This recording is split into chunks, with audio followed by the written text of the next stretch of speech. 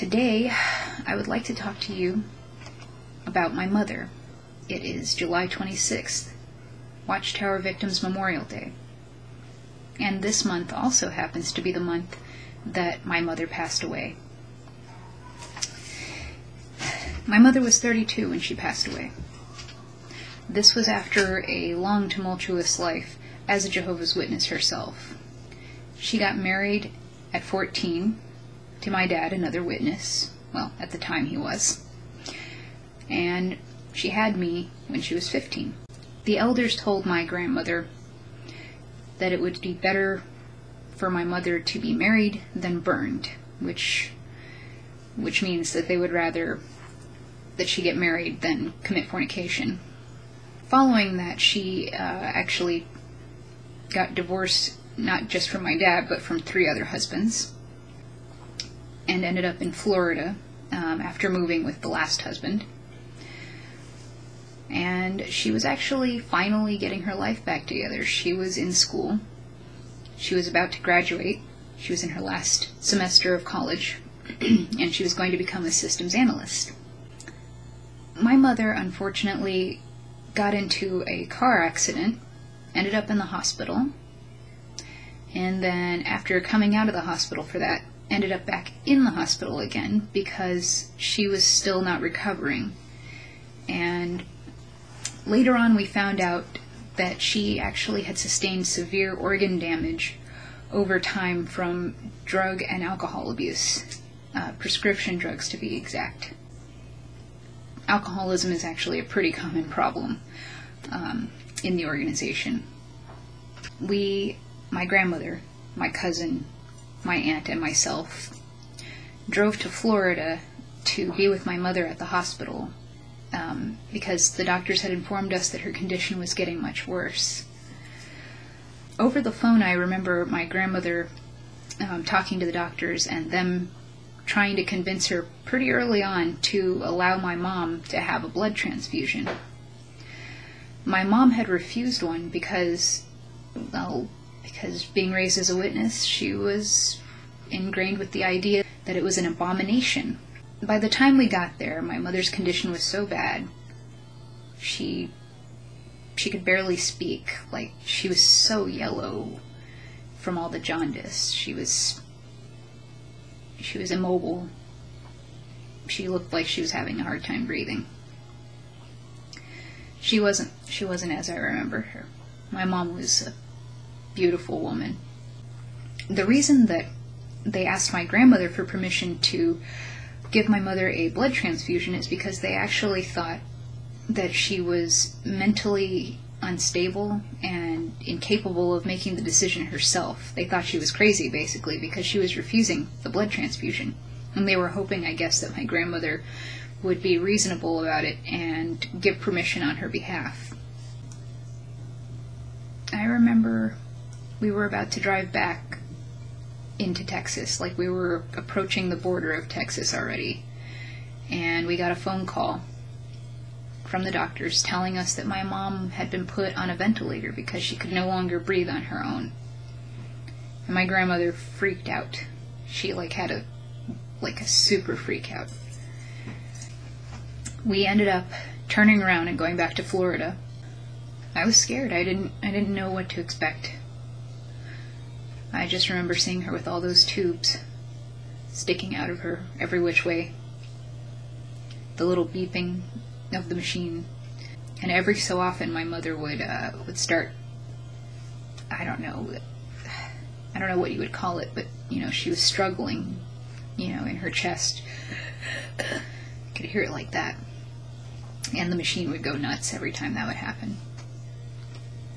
I sang to my mother while I was in there.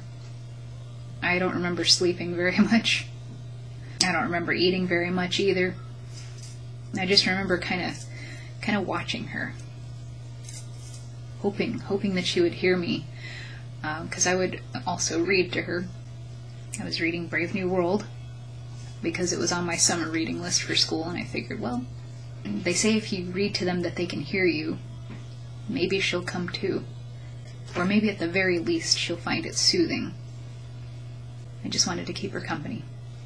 The doctors finally decided that they would do an exploratory surgery to see if they could find out what exactly was wrong inside of her, because at the time they claimed not to know or just weren't telling us.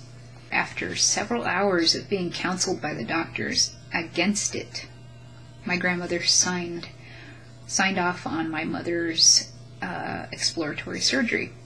The doctors, like I said, had warned her that if my mom did not get a blood transfusion, that she would almost certainly die.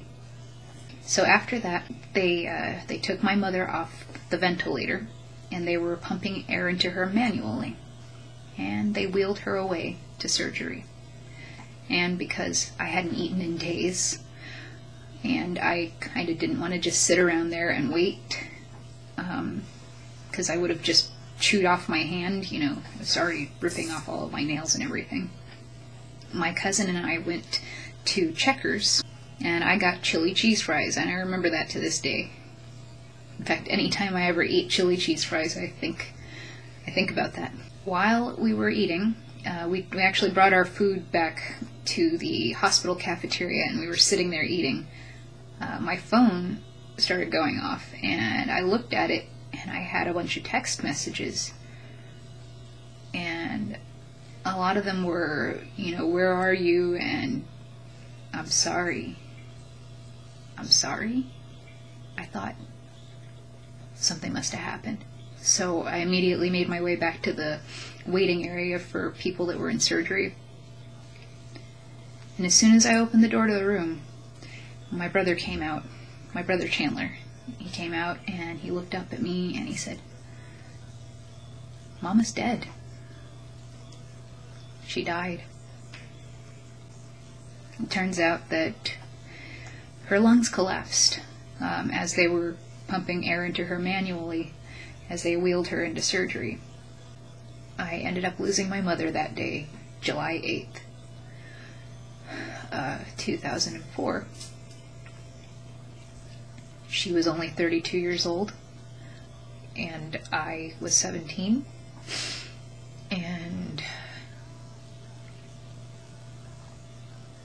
I remember that my cousin, my aunt, my grandmother, and myself went into the room where they were keeping her after she had died to, I guess, to see her, to view her, to get closure or something. And I remember seeing her, and she was still warm, and they didn't even have the decency to put her tongue back into her mouth. She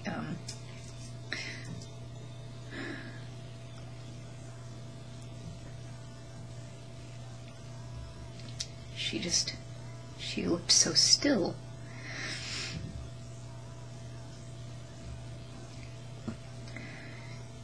I wasn't able to really react to my mom's death for years. Obviously, I don't have any problem reacting now, but I couldn't for years. I don't know why. They, of course, had a Jehovah's Witness funeral for her. I just remember clearing out her condo. We didn't really get to take too many of her things back home with us. I just took mostly just pictures of her, me and my siblings. I also took this picture of my mom getting baptized at age 12. It says Lisa Rodriguez, Lisa going in. I also kept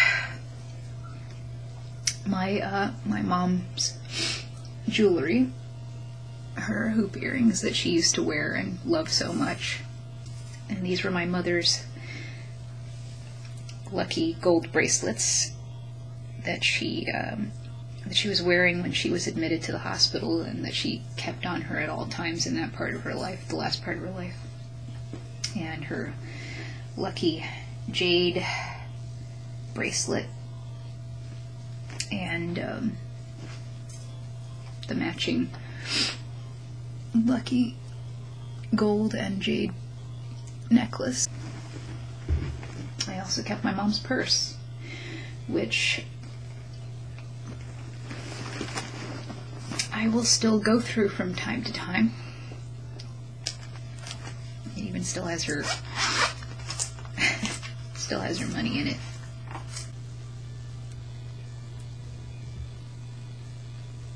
I know it's hard to see, but that's my mom on her license from Florida. I'm just like her. I mean, our purses are identically messy. I won't go through it on this video, but I just wanted to show you that.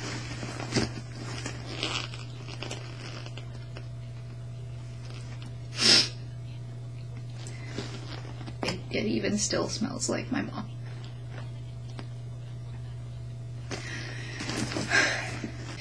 This shirt that I'm wearing is actually also hers. I kept a couple of clothing items of hers. Anyway, I just wanted to share my story about my mother's death and what happened to her. My grandmother to this day thinks that she did the right thing. She is a devout Jehovah's Witness at present. The Watchtower breaks up families.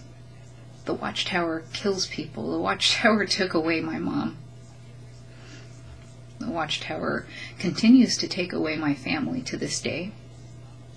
I wish my mom had been given the chance to wake up. I really hope that soon the Watchtower can be dismantled for good, because it does tear families apart. My mom now lies in an unmarked grave because we didn't have enough money, because we were witnesses. We didn't have enough money to get her a proper headstone. My kids will never know their grandmother. I miss her. I miss her so much. It's not just people that die because they don't get blood transfusions. It's also people that are hurt in other ways. There are people that are abused physically, emotionally, sexually. And this needs to stop. And that's why we're raising awareness about this. That's why we have Watchtower Victims Memorial Day. That is what this is about. We want to prevent more things like this from happening. Thank you for watching, and I'm really sorry I cried all over the place.